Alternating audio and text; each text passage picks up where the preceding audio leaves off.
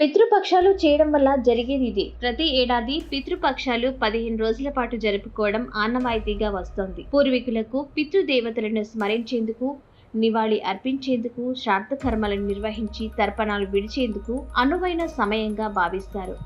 ఈ ఏడాది సెప్టెంబర్ 7వ తేదీ నుంచి పితృపక్షాలు ప్రారంభమయ్యాయి. మహాలయ అమావాస్యతో ఇవి ముగియనున్నాయి. అంతేకాకుండా పితృపక్షాల సమయంలో ముఖ్యమైన 2 ఖగోళ ఘటనలు చోటు చేసుకోబోతున్నాయి. సుమారు 100 ఏళ్ల తర్వాత ఈ ఘటన జరగనున్నట్లు చెబుతున్నారు.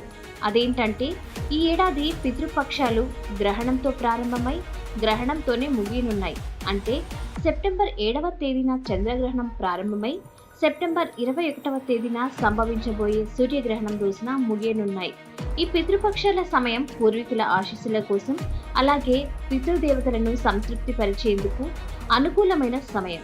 అలాగే మహాలయ పక్షంలో ఆచరించే శ్రాద్ధ కర్మలు, దానాలు, పుణ్య కార్యాల వల్ల సంతానం లేని వారికి సంతానం కలిగి వంశాభివృద్ధి చెందుతుంది. పితృదోషాల వల్ల జీవితంలో ఎదురయ్యే సమస్యలు, అడ్డంకులు, ఆటంకాలు తొలగిపోతాయి.